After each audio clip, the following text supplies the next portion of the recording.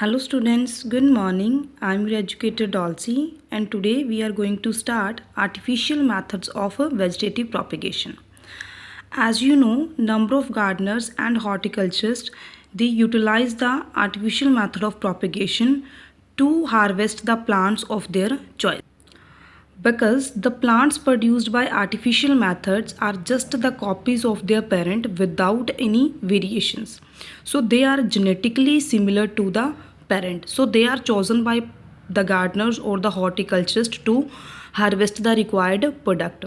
Primarily we undergo artificial methods of propagation for the production of ornamental plants, because for those plants we have to wait for the seasonal production of seed, that is quite a long process. To reduce the time and to ensure the continuity of traits with same uniformity, we prefer to choose the artificial methods of reproduction. Also, as they are less time consuming, so they are economical for the horticulturists and gardeners, so they are chosen for their vegetative propagation and rapid growth of the plant. And here it becomes sure that the plants produced by vegetative propagation are clones of their parent plant, means they are just a copy of their parent without any kind of variation from the non selected trait. Number of artificial methods are chosen by plants to ensure the vegetative propagation, but we will discuss one by one. First one is cutting.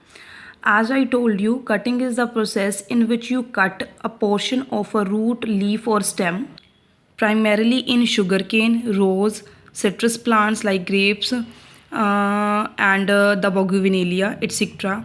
Then you propagate the stems of these plants into the soil. By coming in contact with the soil, they develop the roots. With generation of roots, new plants arise. And we have studied about the various kind of hormones necessary for variable part of the plant. Also, those growth hormones are supplied to the plant to ensure better growth of each and every part of the plant. And those hormones are IAA, that is indole 3 acetic acid, IBA, indole 3 butyric acid, NAA, naphthalenic acetic acid. These are the hormones or the derivatives of auxin hormone that are necessary for the stem cutting to ensure their root growth. Because if root growth is absent or no growth of root is observed during the given period, no growth can be observed. Necessary point for the growth of new plant is the development of roots at proper time. Second method of vegetative propagation is grafting. Grafting is the method in which you unite the characters of two different plants, but they must show some kind of genetic relationship. So their varieties should be closely related, only then grafting can be performed. For grafting, two or more plants are chosen, and the plants whose roots are observed to be the best, or the plant whose root system is selected, it is said to be the stock, and the other plant whose shoot system is selected is said to be the scion. So stock is said to be the plant whose root system is best, and the scion is the plant whose shoot system is said to be the best. Then the bark of both the plant is removed and a cut is made in this way so that the vascular bundles of both the stalk and the scion come in contact with each other. When they come in contact with each other, then they are covered with some kind of hormones and other nutritive tissue to ensure the growth. When the united path is covered by the soil, the root develop at that part of the plant and result in formation of new growth of the plant. Next method is budding. In this method, as you know, a small bud is said to be the outgrowth that is taken from the stem of the desired plant and is inserted into a small cut made in the bark of the stalk. Means you take the bud from the scion and insert that bud into the stalk of other plant. This union is then united or covered up with the help of soil so that new roots or new shoots sprout and can be used for new propagation. And this is observed in rose and plums. Next method of artificial vegetative propagation is layering. Layering means you cover the propagated part of plant with soil up to the time when it develop adventitious roots. Layering is further of two types. First one is said to be the ground or mound layering, and second one is said to be the air layering. Okay, we will define ground layering and mound layering separately.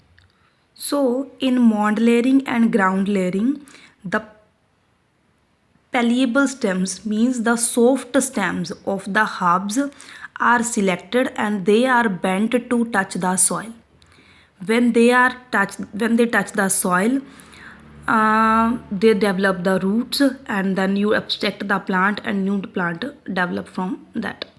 And depending upon the cut made on the plant, that can be of three type. If it is in shallow or wrong cut, that is said to be the ring. If it is oblique, that is said to be the tongue, or if it is B-shaped, then it is said to be the notching. Then at the injured part, nutrients similar to the IAA, IBA and NAA, similar to the cutting, they were added to ensure the formation of adventitious roots as soon as possible. And the second method of the layering is the air layering, that is also known as gutti formation. In this, the bark of the plant is removed. Then the exposed vascular system is covered up with the help of nutrients comprising of various hormones, cow dung and soil, and they are covered up with the polythene bag to ensure the sterilization. Then soon as we observe, roots develop and new plant arise from the gutti layered. Okay, this is the method of artificial vegetative propagation that is used in lychee, citrus, pomegranate, guava and crouton. Second type of natural form of vegetative propagation are bulbil. They can be artificial as well, but we had studied these bulbils in natural method of vegetative propagation in class 11. So bulbils are nothing, they are the floral buds like observed in agave. Primarily, bulbils are modified form of bulbs which we observe in the onion.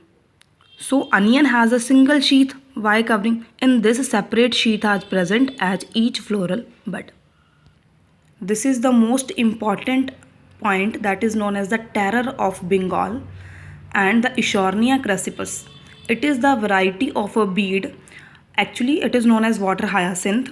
It is a free floating perennial aquatic herb that is found in lakes and ponds of India today. Actually, it is not the endemic plant of India. It is a weed and it is imported from foreign for its beauty of flowers.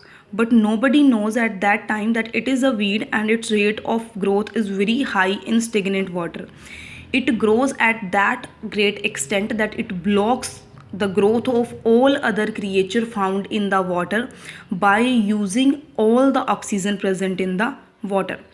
Once an event was happened in the Bengal, that's why it is known as the terror of Bengal, because it killed all the aquatic creature found in the pond where it grows, and its rate of growth is that high that we cannot weed out it, or we cannot control its growth by any known method to stop the growth of a weed.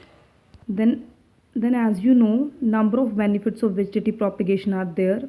Means the parent characters reserve. The method of vegetative propagation is quite quick, it is very cheaper, and it make you free for waiting for production of viable seed.